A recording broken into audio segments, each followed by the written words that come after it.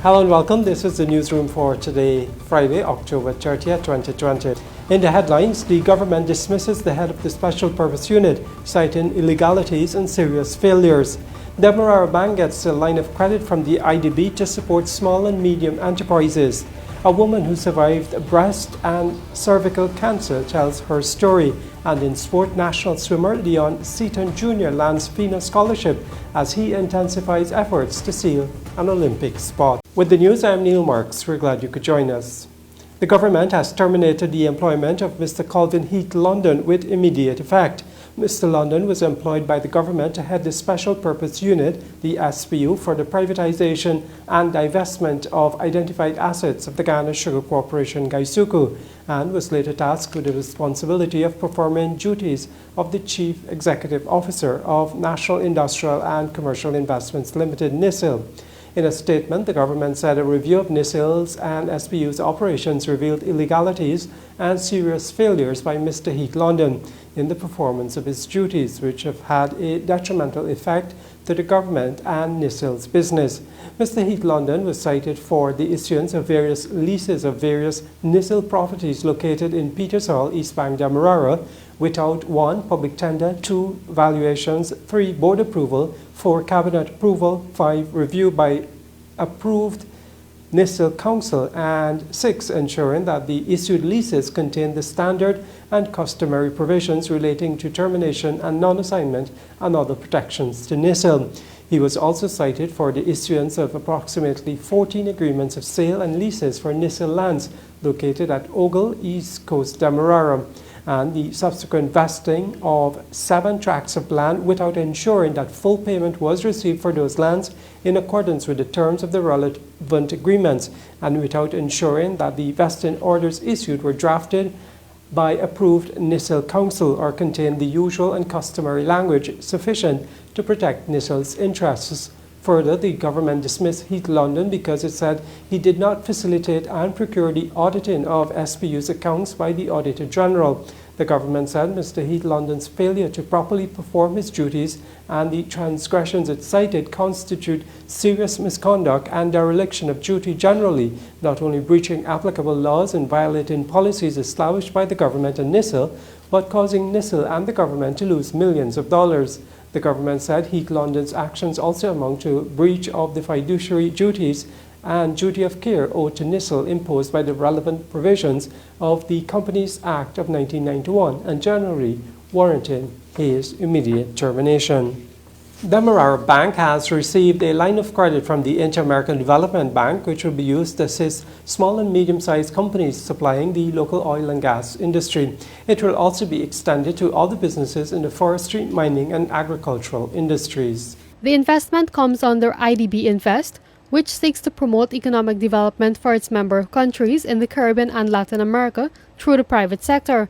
Chief Executive Officer of the bank, Pravin Chandra Dave, explained that the money will be used for short-term international trade finance transactions to offer support to small and medium enterprise businesses, especially in the oil and gas sector. The facilities can be extended to the small-scale entrepreneurs, small businesses, for the pre-shipment facility, for pre-shipment, post-shipment finance. There are a lot of suppliers of services to these oil and gas companies who are not able to provide the adequate collateral to the bank. And what we can do that we can create a charge over the receivables and we can provide the facility to them. He added that the bank sees many opportunities to assist businesses in other areas including forestry, mining, and agriculture. Given the current context of high volatility in international markets and pressures from COVID-19 health crisis, this line of credit is expected to help sustain productivity and job creation. IDB Country Representative Sophie McKinnon noted that the bank recognizes the key role of the private sector in maintaining economic growth. And we are cognizant that the private sector is pivotal for the economic development, and a strong and healthy private sector, what we see as the engine of growth, and I think it's in the Private Sector Commission, the engine of growth is there. It's pivotal for the country to generate investment through creating employment opportunities, contributing to increasing level of income and improved standards of living. To benefit more persons, Chairman and founder of the Demerara Bank Limited, Dr. Yesu Persaud, said the bank will soon be opening a new branch in Mahaiga, East Coast, Demerara, which will ensure its services are available to other Guyanese. The investment was also welcomed by the government of Guyana. Bibi Katun, Newsroom. President Irfan Ali has restated the landmark forest pledge of former President Barra Jagdeo to keep Guyana's forests standing in exchange for payment for the services the forests provide in the fight against climate change. Dr. Ali made the commitment in addressing a special climate summit organized by Guyana to mark its chairmanship of the powerful negotiating bloc G77 and China. The trees standing in Guyana, close to 18.5 million hectares, breathe in more carbon dioxide and other harmful gases than is generated nationally. Instead of bulldozing the forest to make space for economic activities such as mining and logging that will bring in badly needed revenues for national development, Guyana has pledged to keep the forests standing, but if it can be compensated for doing so. Guyana's enormous forest carbon stocks, together with other significant ecosystem services, including abundant fresh water and biodiversity, make it the ideal country to continue to test and refine the economic viability of payment for forest services. Guyana proudly accepts its shares of responsibility for climate action, fighting the pandemic and advancing along the path to sustainable development. In this regard, Guyana's forest resource is one of the principal natural assets which can be utilized to generate the revenue needed for the growth and development of our country. We can maintain our forests to help in the global fight against climate change if we receive adequate financial resources, especially during this era of COVID-19. Addressing a special climate summit on Thursday, President Ali pointed out that COVID-19 has been diverting resources used in the fight against climate change, but Guyana, for one, cannot afford for that fight to stop. Guyana, as a net carbon sink, is particularly vulnerable to climate change because of its geography and historic settlement patterns. The adverse and potentially catastrophic impact of climate change are already conspicuous. The country has suffered from extreme weather events, such as the flood of 2005, which destroyed 60% of the country's GDP. It has also experienced several localized extreme weather events, including intense rainfall and droughts in the hinterland regions. These have endangered livelihoods and food security. President Ali said his government intends to be more proactive in its efforts to combat the effects of climate change, while at the same time advancing the country's development. It's not like Guyana is new to the idea that forest-rich countries can be paid to keep the forest standing. Under the low-carbon development strategy, Guyana received $250 million from the Kingdom of Norway. The LCDS is aimed at transforming Guyana's economy to better deliver greater socio-economic benefits to our people by following a low-carbon development path, while at the same time mainstreaming climate resilience.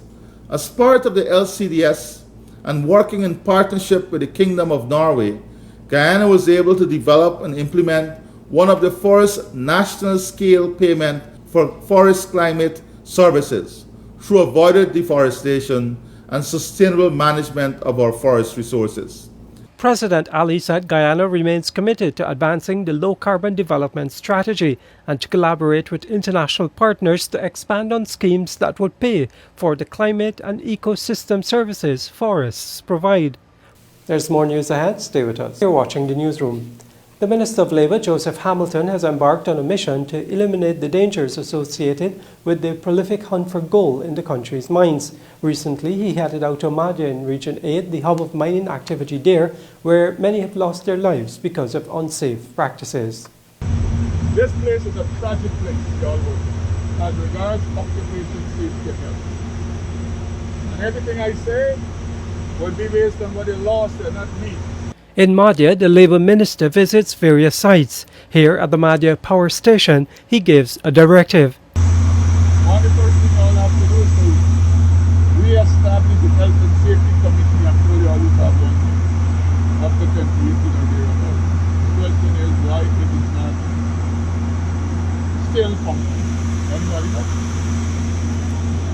Minister Joseph Hamilton is on a quest to regulate the Guyanese workforce in all sectors, ensuring that there is what is called occupational health and safety. In the country's mines, he has had the headache of dealing with many fatal accidents. Since becoming minister, I have had to do at least 4 press releases. The most I can do is say John Thomas died in a pit at Conorook yesterday at 4:15. We are doing an investigation with GGMC and we send out condolences to his family. I want to stop doing press releases. So how we do it is we train occupation health and safety officers specifically for Region 8, people who belong to Region 8 who can come back and work in the region. And I have a meeting with GGMC sometime today so that we can have a conversation about a joint collaboration where people can work in safe space. But it's not just the fatal accidents. Those who are lured to the mines face countless problems, and they go to the Ministry of Labour to have those fixed. He comes out of Conorook, he passes Madge, and he comes to town, and then he comes to Brickdam at the office of the Chief Labour Officer. And he says a man at Conorook had he walked in for weeks, and he got $1.2 million for him. And he wants to go to Anne's Grove to feed his family. And he expects us at Brickdam. He expects the Chief Labour Officer to have the $1.2 million to pay him. That we have to regularize. You might have ideas how to help us to do it. You're intimately involved with this matter here. And therefore, that labor relations matter is a crucial matter that we have to resolve somehow, because every day we are faced with this issue. The visit to Madhya was part of Minister Hamilton's mandate. In the past 5 years, there was no dedicated government ministry looking at labour issues, and so Hamilton has the task to build one. We are attempting to, and we have started a journey to re-establish the Ministry of Labour. And we have determined that the Ministry of Labour will be built on 3 pillars as we see them. 1, capacity building, that is training and retraining of employees, whether they be public sector or private sector. 2nd is human development, that revolves around workers' welfare, issues of housing, healthcare, education. And 3rd, protecting the rights of workers, most especially the issue of equal pay for equal work, and secondly, the rights of workers to form representative organizations, whether they want to form a labor union, they want to belong to one, they want to form a workers' representation organization. So those are the 3 pillars. Before he left Madhya, the minister met with officers of the Guyana Geology and Mines Commission to get a jump start on initiatives to ensure the health and safety of workers in the country's gold mines.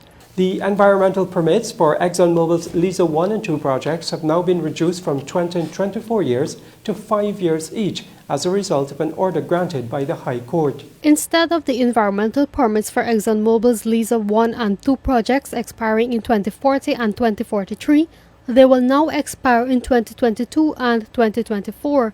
This will allow for earlier engagements with the public for approval of the new permits in keeping with citizens' demands. The High Court order was granted in a case filed by former head of the Transparency Institute of Guyana, Dr. Troy Thomas, challenging the Environmental Protection Agency's move to issue the permits for such a long period. He argued that the permits initially issued for 20 years violated the EPA's regulations, which expressly limits environmental permits to no more than 5 years. Dr. Thomas was represented by Senior Counsel Sinod Jairam and attorneys Melinda Janki and Pratish Satram. In a statement on Sunday, Janki said the order was issued earlier this month.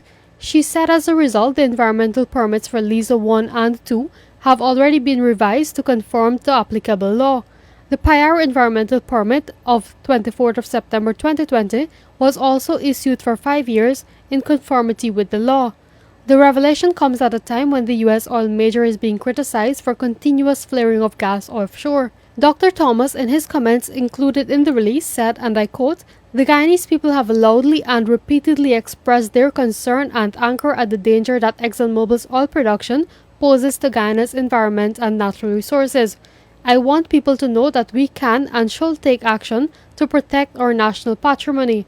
We need to come together and safeguard the future for our children." End of quote.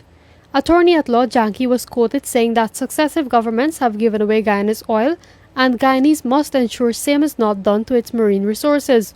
ExxonMobil and its partners began oil production offshore in December 2019. The estimated recoverable resource from the Stabroek block is now more than 9 billion oil equivalent barrels. Bibi Khatoon, Newsroom. The Minister of Labour says it will begin engaging businesses early next year to provide job opportunities for young people who complete training. Minister of Labour Joseph Hamilton made the announcement during a recent graduation ceremony where 26 young persons from Madhya completed a 6-week heavy-duty equipment operator training program. For many young people, it is difficult to find jobs after being certified and qualified in various fields. The government is aiming to change this by collaborating with businesses and the private sector to secure jobs for youths once they complete relevant skills and training programs. Minister of Labour Joseph Hamilton earlier in the week distributed 26 heavy-duty equipment operator certificates to youths in Madhya who successfully completed a 6-week program. One idea we have that we have to perfect in the new year is to come into communities, have conversations with business people, and seek to have them run apprenticeship program. And so we will fund the training and they will get the staff. So it will save them having to go and look for staff who might need training. So that is a package we are thinking about. The minister further explained that more opportunities will be provided, especially for hinterland youths, to cater for the skills needed in the communities. Next year we will do programs like technicians for solar panel so that people in the region can know how to maintain and to repair solar panels. We want to do small engine repairs, mechanic, and several ICT programs we will do that are new programs. The minister also said that young people will further benefit from programs that will enable them to start their own businesses. Reporting for the Newsroom, I am Isanel Patwo. Minister of Human Services and Social Security Dr. Yesu Persaud has pledged to work and improve the lives of vulnerable groups, including the deaf. In a statement, Dr. Persaud's ministry said she has advocated for members of the deaf community to be employed by the public and private sectors, spearheaded their inclusion in the Coursera online program, and sponsored the printing of a sign language booklet. In this video, Minister Persaud is making a special appeal to the public not to discriminate. She posited that a deaf person can do anything. The only difference is that he or she communicates differently.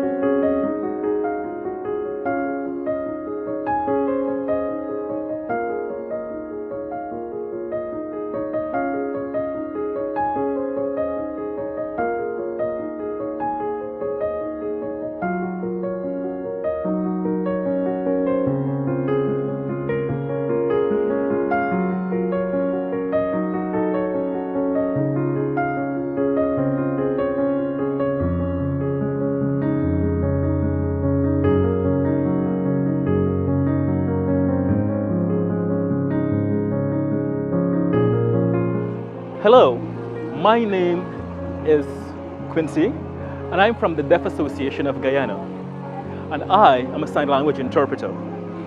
We at the Ministry of Human Services and Social Security pledge our support to the Deaf Association. Being deaf doesn't mean these individuals cannot fulfill their dreams. They too should be given an opportunity to be gainfully employed in both the public and private sectors. Let us not discriminate. Instead, give them that chance to make invaluable contributions to the ongoing developments of this nation. Remember, a deaf person can do anything. The only difference is that he or she communicates differently. When the newsroom returns, a woman who survived breast and cervical cancer shares her story. You're watching the newsroom. Chef Hazel Chase has been in remission for 8 years after beating breast and cervical cancer. The good news for Chase was that both cancers were detected early and had no chance of spreading because she took action. With great family support and annual checkups, Chase has been able to lead a normal life. She's urging persons who have not been diagnosed with cancer to do regular checkups, and for those who have been diagnosed with any form of cancer to demand to live, because having cancer is not a death sentence. Hazel Chase is now 63 years old and lives with the youngest of her 5 children and his family at Ling Avenue in Georgetown. 8 years ago, Hazel was diagnosed with stage 2 breast cancer.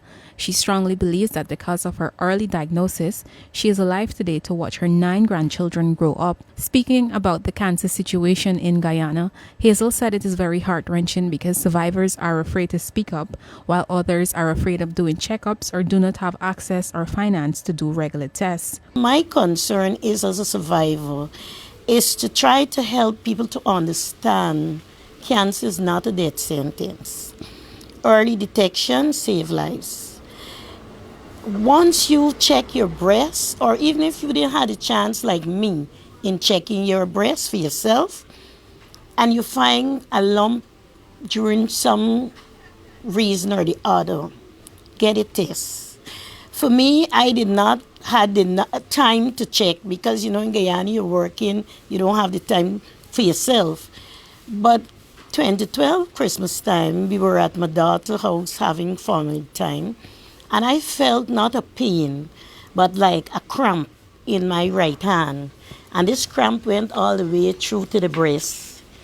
And I said, something feels wrong here. Hazel said she experienced that pain in her hand the next day and subsequently discussed it with her sister, who encouraged her to get it checked out.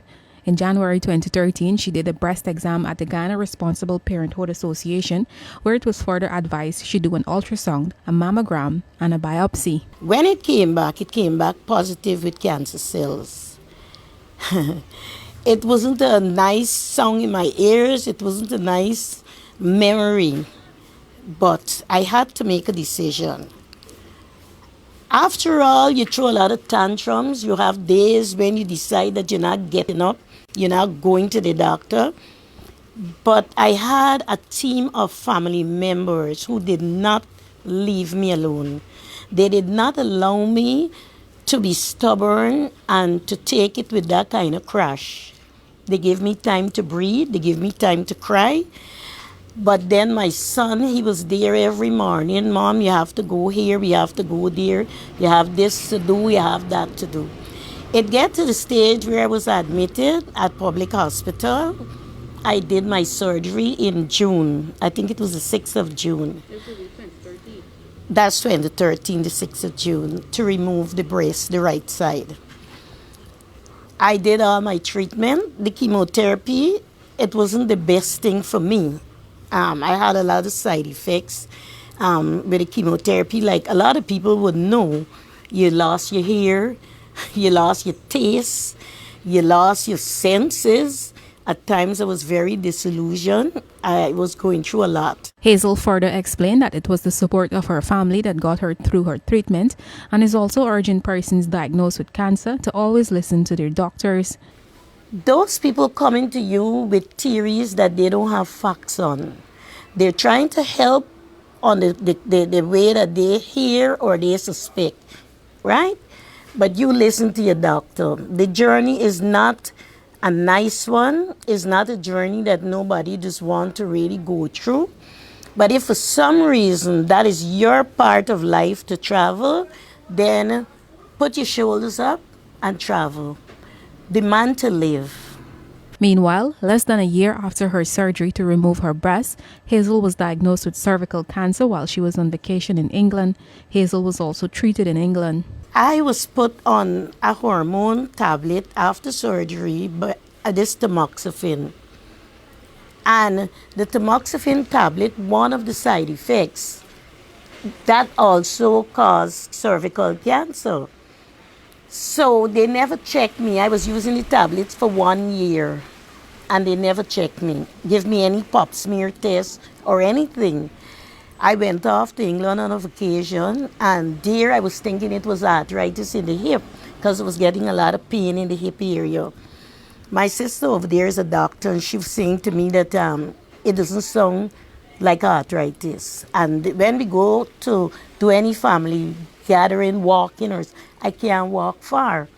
So then she took me to the doctors over there and there they discovered that I was having the cervical cancer. With over 30 years' experience in the food industry as a chef, Hazel is humbled that she served 7 British High Commissioners. Up until August this year, she was still employed as a chef, but due to COVID-19, she no longer works. I'm a chef. I was at C&V Caribbean Shippings as recent as August. But because of COVID and my underlying condition, my boss, the kitchen was closed off. We weren't having any cooking going on and stuff, but I was going in. But then in August, they say, well, it's not going anywhere. And they're not feeling safe, to have me out there. So I'm home from August. Hazel is thankful she was diagnosed with both cancers early and as a result received treatment, and she has been able to lead a normal life for the past 8 years. Reporting for the newsroom, I am Isanella Patwo. When the newsroom returns, the financial weather and bridge reports along with sport.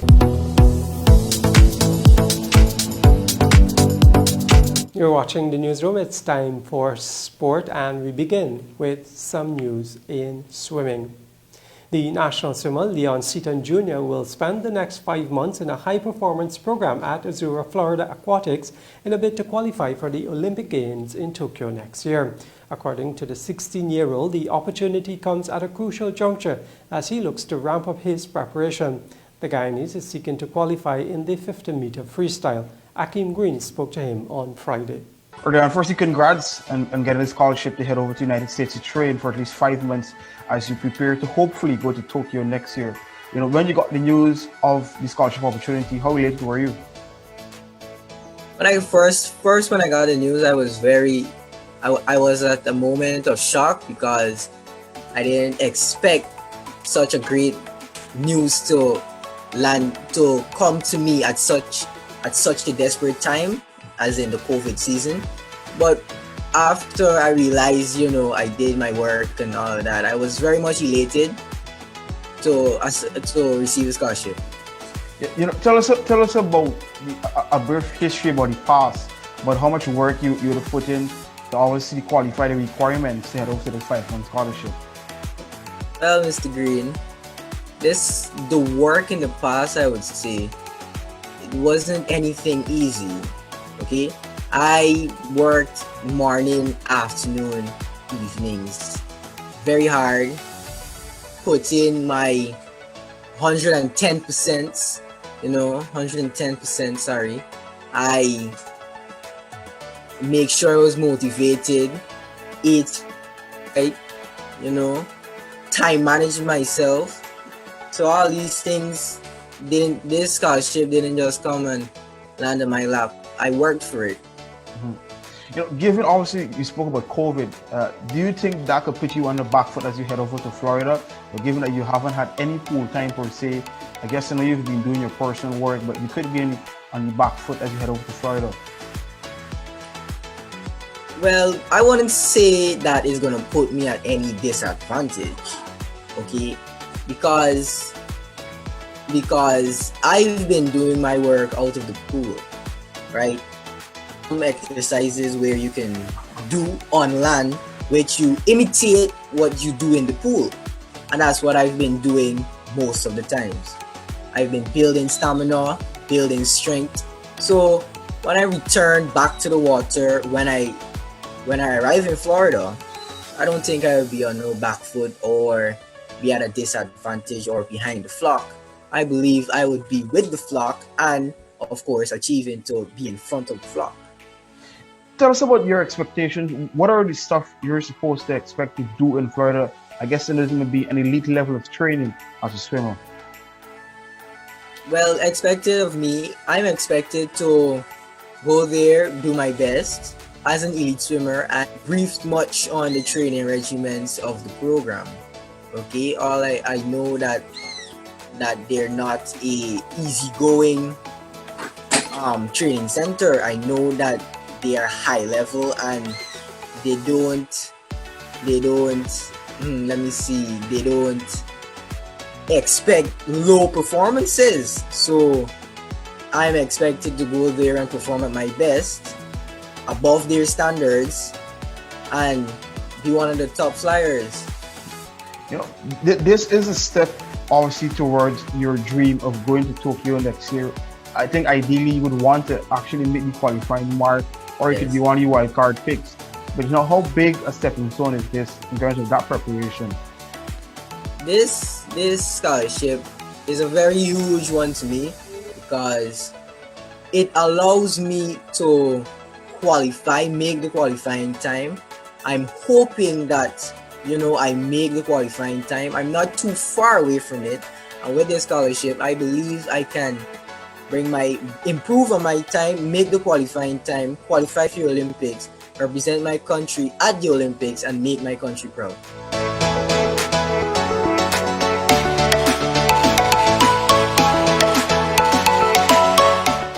And that's it from me, Neil Marks. Do have a good weekend. Here's Avinash Ramzan with the rest of the day's sport news.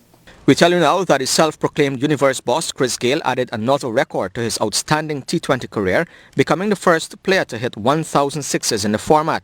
The Jamaican started match 50 of IPL 2020 on 993 maximums and duly reached the landmark in the penultimate over by depositing the rookie Indian pacer Kartik Tyagi over the leg side boundary.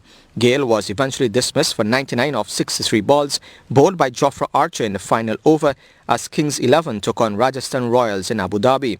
Gayle's fellow West Indian teammate Kieran Pollard is second on the all-time list of six hitters with 690, followed by Brendan McCullum 485, Shane Watson 467, Andre Russell 447 and A.B. de Villiers 417. Gayle is also the leading run scorer in the format with 13,572 runs and also has the most centuries, 22. And despite Gayle's heroics, Kings 11 went down to Rajasthan Royals, losing by 7 wickets with 15 balls to spare. Rajasthan knocked off the target of 186 quite easily as Ben Stokes blasted 50 off 26 at the top of the order. Sanju Samson cracked 48 off 25 and Robin Uthappa struck 30 before skipper Stephen Smith ended on 31 with just Butler for company on 22. Gayle's 99 off 63 with 8 sixes was the foundation of Kings 11's total, while KL Rahul made 46 to maintain his hold on the orange cap and Nicholas Puran struck 3 sixes in his 22 of 10. The England pair Archer and Stokes picked up 2 wickets each for Rajasthan, who are now in 5th spot with their 6th win, while Kings 11 are in 4th, also with 6 wins but with a higher net run rate. IPL action continues tomorrow with Mumbai Indians taking on Delhi Capitals at 6 hours in Dubai and Royal Challengers Bangalore facing Sunrisers Hyderabad from 10 hours in Sharjah. The Guyana Football Federation on October 24 successfully completed a fitness test for referees who will be nominated for the 2021 FIFA list of referees. Under strict COVID-19 protocols at the National Track and Field Centre at Lenora, the test was supervised by Member Association fitness instructor Lindley Langhorn, who was assisted by fitness trainer Tyrone Tyrrell and refereeing department official Winston Manjot. The participating referees were Sherwin Johnson and Gladwin Johnson, along with assistant referee Cleon Lindy. The former FIFA assistant referee Trevor Porter was invited but pulled out at the last moment due to injury. Female referee Maurice Skeet also did not take the test due to injury. However, she will be renominated provisionally and will have to pass the test when she becomes fit. And with that, we've come to the end of the news for this evening. My name is Avinash Ramzan. Do have a great weekend. See you next time.